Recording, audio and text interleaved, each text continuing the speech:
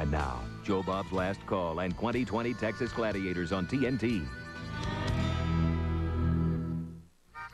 Joe Bob Briggs is still hanging around here, and that was the last the feral kid ever saw of the Road Warrior, but it was not the last we saw of him because he was back in 1985 in Mad Max Beyond Thunderdome, which we've only shown about 17 times here on MonsterVision. Another wasteland triumph by George Miller.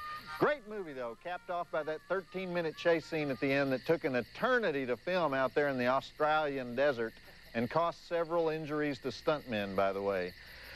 Okay, I want to let you know that next week we're going back to the 70s for our post-apocalypse flicks. We'll be showing The Ultimate Warrior, where Yul Brynner helps Max von Sydow defend his compound on the barren streets of New York City, and the Jan Michael Vincent George Peppard classic Damnation Alley with lots of cool atomic bomb stock footage. Now, as you may know, the Road Warrior started a whole new cycle of post-Holocaust movies, basically barbarians with motor vehicles and automatic weapons, right? Is that what that amounts to? And a subset of that cycle was post-Holocaust movies made in Italy, kind of the spaghetti westerns of the 80s. Now, the movie we're about to watch, the actual title is Anno 2020, I Gladiatori del Futuro. You have to do this when you speak Italian. And somehow it gets translated to 2020 Texas Gladiators. I'm not sure how they decided it takes place in Texas because it features some kind of 500-year-old Italian farmhouse pretty prominently in the story. That's where these ventriloquist tough guys have their oil refinery till a bunch of bikers and a UPS truck filled with the Darth Vader drill team come and take it over, and everybody rides around and shoots each other until the producers run out of money. Anybody who can figure out who the good guys are before the last reel gets a free post-apocalypse double feature next week. So let's just do the drive-in totals. We have 85 dead bodies, 2 breasts, and it's my theory that you do see them, 1 bar fight, stair rolling, sword hacking, headbutting, necklace ripping, crucifixion, tomahawk to the head, dagger to the chest, multiple gun battles, salty mouth torture, kung fu, Russian roulette foo, Harley Davidson foo. I give it about 1.5 stars. Check it out. I'll be here to translate as best I can because I do speak Italian fluently. It's like Chianti per tutti. Don't do that. Tutti frutti.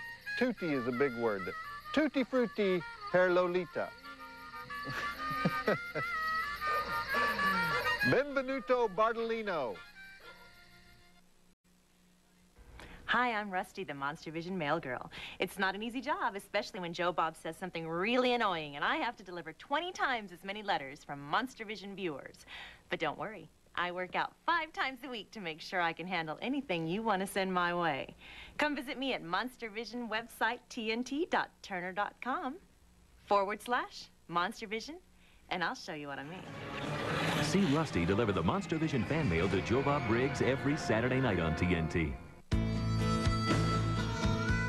Back to Joe Bob's Last Call and 2020 Texas Gladiators on TNT. Well, wasn't that suspenseful? Hot steam pours out of that valve there. She's gonna blow! And everybody stands 3 feet away, saying, oh no, will he get out alive when it blows up?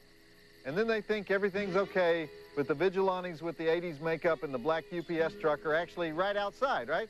You'd think George Miller directed this himself, wouldn't you? I can't believe this went straight to video. In fact, I'm going to stop talking so we can keep it going. So, roll it. I guess I can't really say it went straight to video, because really it sat around for 2 or 3 years, and then it went to video. You don't want to just randomly throw a flick like this out on the marketplace, because there's Oscar nominations to consider, the timing of that Vanity Fair making of article. You know, it's very complicated. Started out good, though. Rednecks wasting zombies that are raping nuns in a monastery. That's good. One of those Texas monasteries, of course. You know, there are a couple of you out there who followed me throughout my career. I know that because I see you lurking around in the bushes outside my bedroom. So you may know about the Find That Flick contest I used to run in the newspaper. Well, we've added it to the MonsterVision website, and I could waste your time explaining all the details of it, but just check it out. Test your horror flick knowledge and win a cheesy prize. Go to TNT.com/MonsterVision and look for Find That Flick. And stop following me throughout my career. You're really starting to get on my nerves, okay? Visit the MonsterVision website at tnt.turner.com/MonsterVision. Back to Joe Bob's Last Call and 2020 Texas Gladiators on TNT. Did you notice the sign on the old building? It said, Texas. So you would know we're in Texas. That's hysterical to me. Let's see, how can we make it plain to the audience that this is Texas? Write Texas on the building? And how about those vicious dirt bikers? At least they could ride Harleys in the movie, you know. I guess it's hard to find Harleys in Italy. Well, Al Oliver is dead, the guy who played Nisus. I'm sure Al Oliver is not his real name because this was made by one of the low-budget Italian studios in the early 80s. They would occasionally import an American actor. Usually they would import Broderick Crawford. Either Broderick Crawford or Robert Mitchum. Fred Williamson worked over there a lot. But mostly they used Europeans, and they never put an Italian name anywhere on the screen because that would give it away that it was made in Italy. Instead, they would like put a box of Kellogg's Corn Flakes on the table. People would go, oh, Kellogg's Corn Flakes, American movie.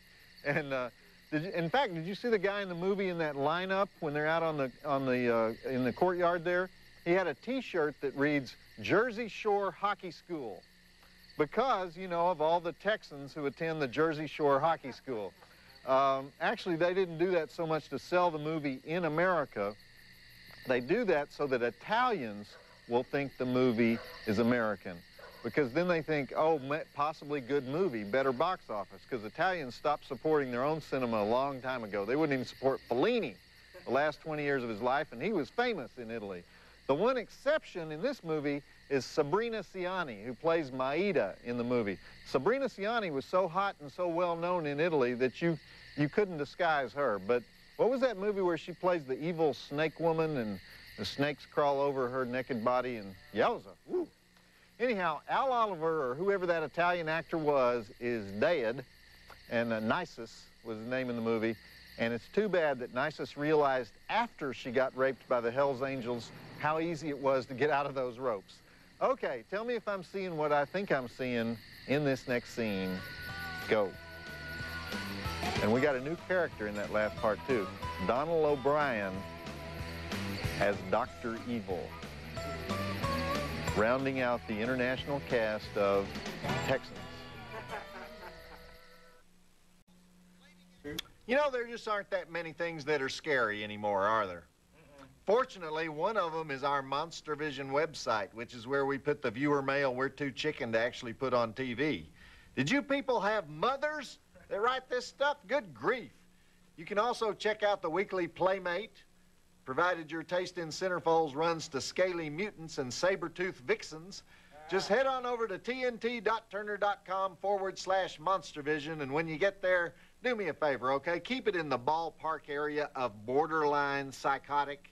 Don't go into that other zone, all right? We got kids logging on. Some of them are already mutating. Visit the MonsterVision website at tnt.turner.com/MonsterVision. Back to Joe Bob's Last Call and 2020 Texas Gladiators on TNT. Kung Fu in the Wild West, yeehaw. And I do believe I saw 4, count them, 4 Italian mushmelons there on those saloon girls. So who says the TNT high sheriffs don't deliver, especially at 2 in the morning? Your European bimbos are much wilder than your American bimbos. You ever been to the beach in Europe? They're all running around with their tops off, acting like it's perfectly normal, like they see each other naked every day. Can you imagine running into a gal from the office at an Italian beach and having to talk about stock options while her growth funds are right there staring up at you? You know, I'd have to pierce my Merrill Lynch, Fenner & Smith, I tell you. Okay, back to the flick. What are we watching here? I got a little sidetracked there. Dr. Evil is paying the guy who looks like Lorenzo Lamas to stop 3 men. I have no idea what 3 men he's talking about from this 3, Rangers. Stop those Rangers, because it's in Texas, right? Shades of Chuck Norris.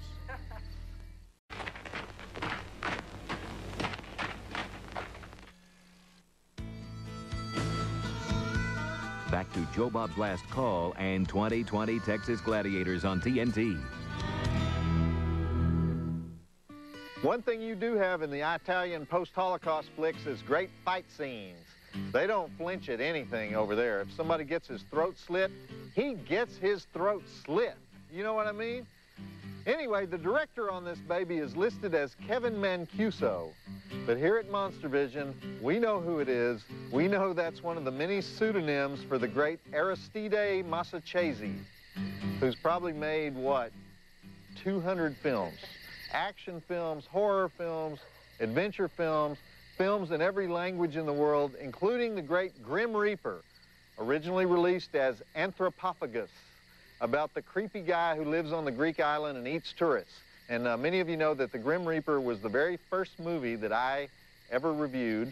And then the screenwriter on this baby is Alex Carver, which we also know is a fake name. That is really Luigi Montefiore.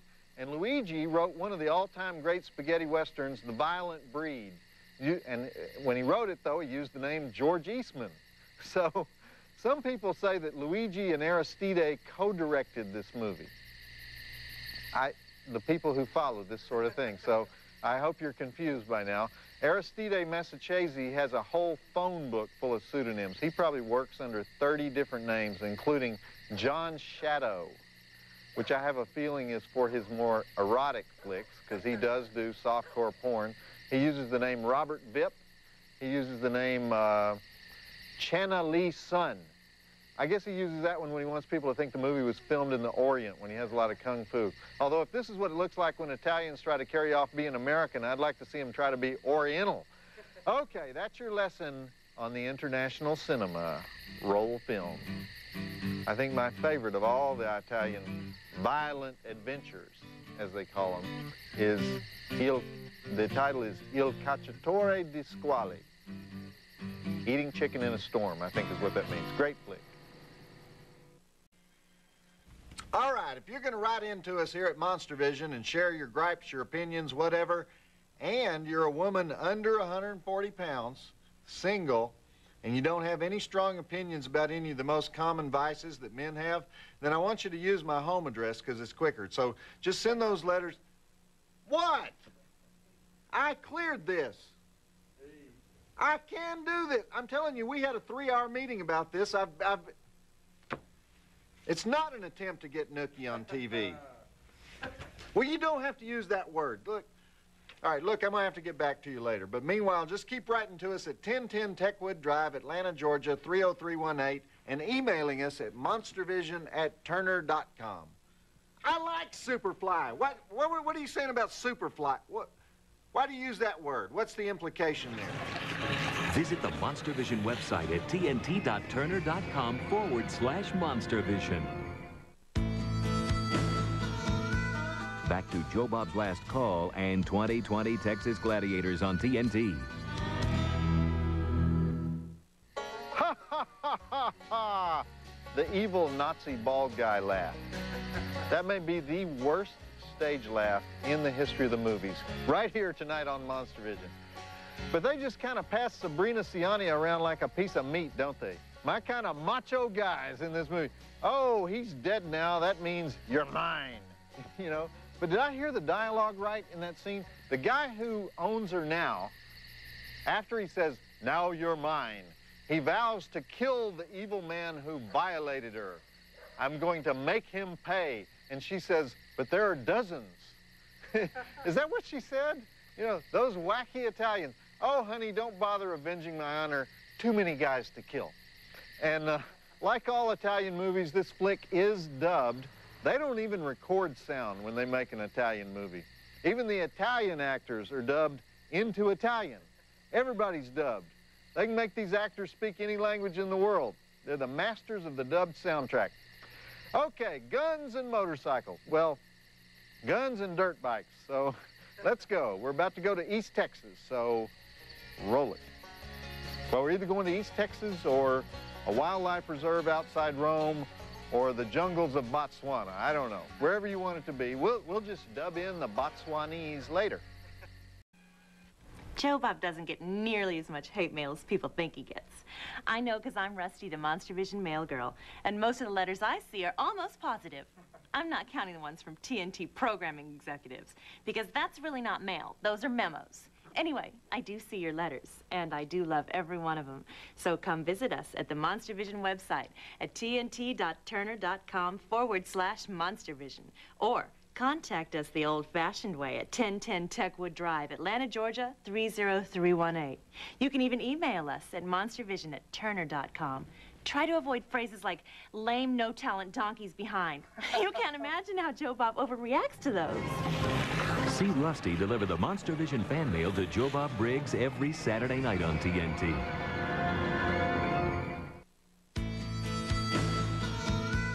Back to Joe Bob's Last Call and 2020 Texas Gladiators on TNT.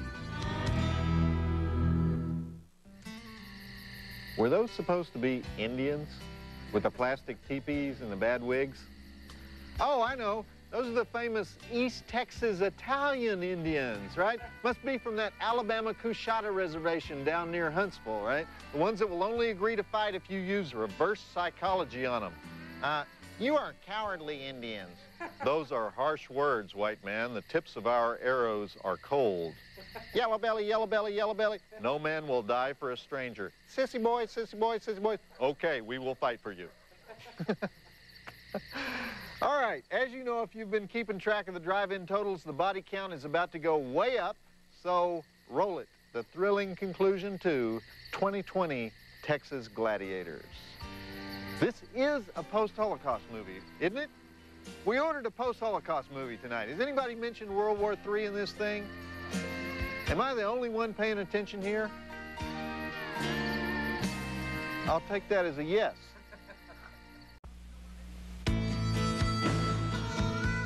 Back to Joe Bob's Last Call and 2020 Texas Gladiators on TNT. How do you get around those bulletproof high-tech force fields carried by the armored warriors? Bow and arrow. All it took was a few of those wily Texas Indians on horseback, and now Halacron can ride off to rescue other blonde babes in doe-skin hot pants. I don't remember Sabrina Ciani being blonde in her other movies. Anyway, the great 2020 Texas Gladiators.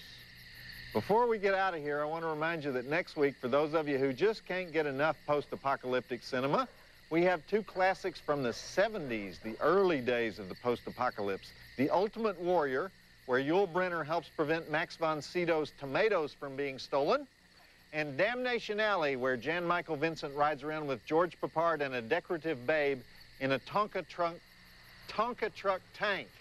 I can't say that. That's it for me, Joe Bob Briggs, reminding you that if an infinite number of rednecks riding an infinite number of pickup trucks fire an infinite number of shotgun rounds at an infinite number of highway signs, they will eventually produce all the world's great literary works in Braille. Did you guys hear the one about the bartender who's washing glasses and this old Irish guy comes limping into the bar?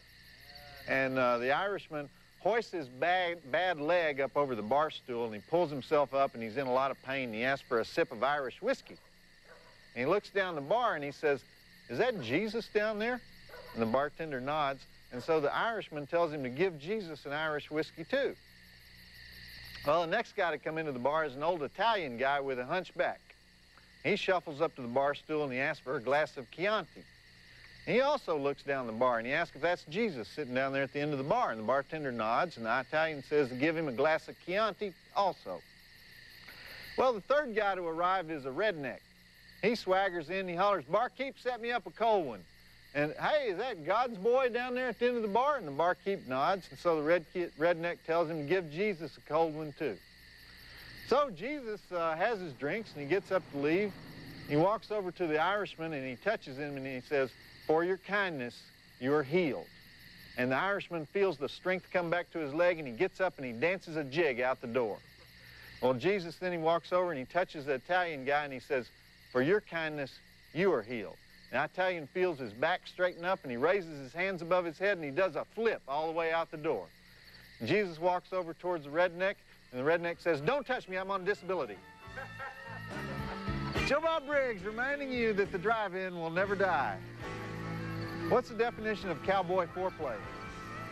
Get in the truck,